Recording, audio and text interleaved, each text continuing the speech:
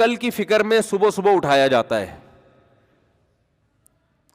بچے صبح آسانی سے اٹھ جاتے ہیں اسکول کے لیے, ہے کتنی نیند, کیسے سو رہے بچے, تو گھوڑے بیچ کے سوتے ہیں, لیکن ان کو اٹھائے ماں بھی اٹھاتی ہے. کس کے لیے؟ آنے والے کل کے لیے. تو ہم بھی بچوں کو اٹھاتے ہیں صبح صبح کہ بھائی آج قربان کرو تو کل کے لیے تیاری, کل کے لیے. تو آپ نے صبح بچے کو اسکول, اصل میں یہ رنگ کے ڈبے لازمی آتے ہیں جب یہ اسکول کا ذکر آئے گا نا, کیونکہ میں نے ڈبوں پہ اتنا پیسہ خرچ ہوا ہے کہ شادی پہ میرا اتنا پیسہ خرچ نہیں ہوا, یہ بتا رہا ہوں میں. تو اپنی ٹھڑک بھی نکالتا ہوں نا یا غصے, ہر تھوڑے دن بعد بچے آئے ہوئے ہوتے ہیں, ابو وہ کلر کے 3 ڈبے چاہیے. اتنے تو ڈبے آپ گھر میں جو ڈسٹیمپر کرتے ہو نا اس پہ اتنا خرچہ نہیں ہوا ہوتا. پھر وہ ابو یہ چاہیے, ابو یہ چاہیے, ابو یہ چاہیے, ابو یہ چاہیے, آج اس پہ کتابیں چاہیے, آج اس پہ وہ پلاسٹک چڑھانی ہے, وہ پیسے چاہیے اس کے, پھر اس کے جوتے پھٹ گئے تو ٹیچر نے کہا نیا جوتا چاہیے. پھر جناب وہ ہر مہینے کی 1 تاریخ کو وہ گاڑی والا آگے کھڑا ہوا ہوتا ہے, مجھے پیسے چاہیے. ٹھیک ہے, کرونا میں 3 مہینے چھٹی, لیکن اس کو پیسے چاہیے. ٹھیک ہے نا, ارے بھائی خیر. تو چلو یہ سب چیزیں ہیں, لیکن رنگ کے ڈبے اس پہ سب سے زیادہ کھلتا ہے کہ رنگ کے ڈبے کیوں چاہیے تمہیں, کلر کے ڈبے نا, نیلا کلر, پیلا, اور کیلے پہ بھر رہے ہوں گے بیٹھ کے. ہم اس کے پیسے ان کو دے رہے ہیں اسکول والوں کو. خیر, آپ کیسے پھر نکال کیوں نہیں لیتے؟ تو نکالنے کے بعد کوئی ہوم اسکولنگ کا سیٹ اپ ہو تو نکالے نا, کوئی آلٹرنیٹ ہی نہیں ہے نا, مجبور ہے. تو ہم تو کہہ رہے ہیں کوئی ایسا خاندانی آدمی شروع ہو جو یہ سلیبس کو چینج کرے. اب ہمارے پاس تو ٹائم نہیں ہے نا, سارے کام ہم اکیلے تھوڑی کریں گے. اس کو چینج کرو بھائی. تو دیکھو بچہ کیا نکلتا ہے. یہ بڑے بڑے علامے جو پیدا ہوئے ہیں نا, یہ ایسے اسکولوں میں تھوڑی پیدا ہوئے ہیں. یہ اسلامی دنیا میں جو بڑے بڑے علامے, دیکھو حافظ ابن حجر رحمۃ اللہ علیہ, فتح الباری اتنی موٹی ان کی صحیح بخاری کی شرح ہے, اور اتنی تحقیقی کتاب ہے. آج دنیا میں کوئی مسلک کا شخص ایسا نہیں ہے جو حافظ ابن حجر کا محتاج نہ ہو. شافعی تھے, امام شافعی رحمہ اللہ تعالیٰ کے مقلد تھے. آج سے 700-800 سال پرانی بات کر رہا ہوں میں. اتنا تحقیقی کام کہ آپ حیران ہو جاؤ کہ کیسے کیا انہوں نے. اسماء الرجال کی بحثیں, اور پہلے لکھا کیسے جاتا تھا. اتنی موٹی موٹی کتابیں یہ لوگ لکھ کے چلے گئے, ہم سے پڑھی نہیں جاتی. ہم سے یہ کتابیں پڑھی نہیں جاتی اور یہ لوگ لکھ کے چلے گئے. اور کیسے لکھتے تھے؟ کبوتر کا جو پر ہوتا ہے یا لکڑی سے وہ بنایا, سیاہی میں ڈبو کے 2 لفظ لکھے, پھر اس کو ڈبویا, پھر لکھا, پھر ڈبویا, پھر لکھا. نہ ایسے کاغذ تھے, نہ رات کو روشنیوں کا انتظام تھا, لیکن اتنی بڑی بڑی سیر و اعلام النبلاء, اتنی موٹی جلدوں میں کتاب ہے.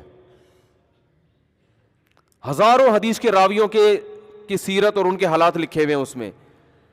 کیسے لکھ لیے بھائی ان لوگوں نے؟ اتنی صلاحیت کیسے پیدا ہوئی؟ وجہ اس کی یہ تھی کہ ان لوگوں کے ہاں یہ سسٹم پڑھائی کا نہیں تھا. تو یہ بڑے بڑے علامے جو پیدا ہوئے ہیں نا علماء میں بھی, اب دینی مدارس کا رزلٹ بھی کوئی اتنا اچھا نہیں آ رہا. اس کی وجہ ہے کہ استاذ آئے گا, وہ کتاب لے کے بس وہ پڑھانا شروع کی, طلبہ بیٹھ کے سن رہے ہوتے ہیں. بس وہ ایک بہت سی جگہوں پہ ایک فارمیلٹی سی پوری ہو رہی ہے. ٹیچر کی محنت تو بہت ہو رہی ہے, لیکن اس کا آؤٹ پٹ نہیں ہے. تو جلدی سے بات سمیٹ کے ختم کرتا ہوں. جو پہلے علماء پڑھا کرتے تھے, یہ جو بڑے بڑے علامے پیدا ہوئے ہیں, ان کا طریقہ یہ ہوتا تھا کہ ایک فن کو پہلے فوکس کیا کرتے تھے. جیسے بچہ جب پڑھنا شروع کرتا تو سب سے پہلے اسکول نہیں تھا, نہ مدرسہ. باپ اگر عالم ہے تو وہ پڑھائے گا. وہ کہے کہ جو مجھے آتا ہے پہلے وہ سیکھ لو, پھر جو مجھے نہیں آتا اس کے لیے میں آپ کو کسی اور استاذ کے پاس بھیجوں گا. تو اس میں سب سے پہلے ان کو عربی گرامر سکھائی جاتی تھی, صرف اور نحو. اس کے علاوہ کوئی دوسری کتاب نہیں تھی, تاکہ بچہ صرف ایک ہی فن کو فوکس کرے. پھر اس کے بعد عربی ادب پڑھایا جاتا تھا, عربی ادب میں مہارت ہوتی تھی. پھر اس کے بعد ان کو حدیث پڑھائی جاتی تھی, بنیادی کتاب, اور تفسیر پھر پڑھائی جاتی تھی. پھر اس کے بعد فقہ کی طرف آتے تھے. پھر جب فقہ کی کتابیں چل رہی ہیں تو صرف فقہی مسائل کے علاوہ کچھ بھی نہیں. اصول فقہ کی طرف آئے تو اصول فقہ کے علاوہ کچھ بھی نہیں. پھر آخر میں جب یہ, اور فقہ کے دوران احادیث بھی چلتی تھی, اس کے بعد پھر حدیث کا دورہ ہوتا تھا کہ احادیث جو فقہ سے متعلق تھیں وہ تو سامنے آ گئیں، اب ایک دورہ ہونا چاہیے کہ تمام احادیث ایک دفعہ نظر سے گزر جائیں۔ آج 6 کتابیں ایک ساتھ تھوپی ہوئی ہیں، ایک کتاب سے ابھی دماغ ہٹتا نہیں ہے، دوسرا پیریڈ شروع، ٹھیک ہے نا، اب وہ ٹاپک، اب وہ سبجیکٹ، پھر تیسرا، پھر چوتھا، تو کسی ایک میں بھی ڈھنگ سے مہارت حاصل نہیں ہوتی، نہ اس کچھ بھی نہیں آتا اس کو۔ میں تو دیکھ رہا ہوں اردو لکھنا نہیں آتی، اردو نصاب کا حصہ ہے لیکن لڑکوں کو آج کل اردو نہیں لکھنا آ رہا۔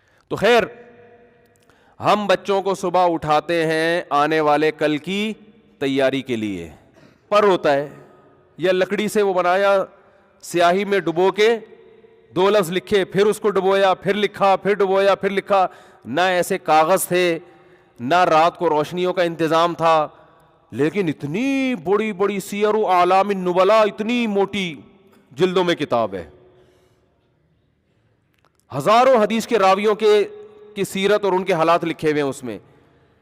کیسے لکھ لیے بھائی ان لوگوں نے؟ اتنی صلاحیت کیسے پیدا ہوئی؟ وجہ اس کی یہ تھی کہ ان لوگوں کے ہاں یہ سسٹم پڑھائی کا نہیں تھا۔ تو یہ بڑے بڑے علامے جو پیدا ہوئے ہیں نا علماء میں بھی، اب دینی مدارس کا رزلٹ بھی کوئی اتنا اچھا نہیں آ رہا، اس کی وجہ ہے کہ استاذ آئے گا وہ کتاب لے کے بس وہ پڑھانا شروع کی، طلبہ بیٹھ کے سن رہے ہوتے ہیں، بس وہ ایک بہت سی جگہوں پہ ایک فارمیلٹی سی پوری ہو رہی ہے۔ ٹیچر کی محنت تو بہت ہو رہی ہے لیکن اس کا آؤٹ پٹ نہیں ہے۔ تو جلدی سے بات سمیٹ کے ختم کرتا ہوں۔ جو پہلے علماء پڑھا کرتے تھے، یہ جو بڑے بڑے علامے پیدا ہوئے ہیں، ان کا طریقہ یہ ہوتا تھا کہ ایک فن کو پہلے فوکس کیا کرتے تھے۔ جیسے بچہ جب پڑھنا شروع کرتا تو سب سے پہلے اسکول نہیں تھا نہ مدرسہ، باپ اگر عالم ہے تو وہ پڑھائے گا، وہ کہے کہ جو مجھے آتا ہے پہلے وہ سیکھ لو، پھر جو مجھے نہیں آتا اس کے لیے میں آپ کو کسی اور استاذ کے پاس بھیجوں گا۔ تو اس میں سب سے پہلے ان کو عربی گرامر سکھائی جاتی تھی، صرف اور نحو، اس کے علاوہ کوئی دوسری کتاب نہیں تھی، تاکہ بچہ صرف ایک ہی فن کو فوکس کرے۔ پھر اس کے بعد عربی ادب پڑھایا جاتا تھا، عربی ادب میں مہارت ہوتی تھی۔ پھر اس کے بعد ان کو حدیث پڑھائی جاتی تھی، بنیادی کتاب، اور تفسیر پھر پڑھائی جاتی تھی۔ پھر اس کے بعد فقہ کی طرف آتے تھے۔ پھر جب فقہ کی کتابیں چل رہی ہیں تو صرف فقہی مسائل کے علاوہ کچھ بھی نہیں، اصول فقہ کی طرف آئے تو اصول فقہ کے علاوہ کچھ بھی نہیں۔ پھر آخر میں جب یہ، اور فقہ کے دوران احادیث بھی چلتی تھی، اس کے بعد پھر حدیث کا دورہ ہوتا تھا کہ احادیث جو فقہ سے متعلق تھیں وہ تو سامنے آ گئیں، اب ایک دورہ ہونا چاہیے کہ تمام احادیث ایک دفعہ نظر سے گزر جائیں۔ آج 6 کتابیں ایک ساتھ تھوپی ہوئی ہیں، ایک کتاب سے ابھی دماغ ہٹتا نہیں ہے، دوسرا پیریڈ شروع، ٹھیک ہے نا، اب وہ ٹاپک، اب وہ سبجیکٹ، پھر تیسرا، پھر چوتھا، تو کسی ایک میں بھی ڈھنگ سے مہارت حاصل نہیں ہوتی، نہ اس کچھ بھی نہیں آتا اس کو۔ میں تو دیکھ رہا ہوں اردو لکھنا نہیں آتی، اردو نصاب کا حصہ ہے لیکن لڑکوں کو آج کل اردو نہیں لکھنا آ رہا۔ تو خیر، ہم بچوں کو صبح اٹھاتے ہیں آنے والے کل کی تیاری کے لیے۔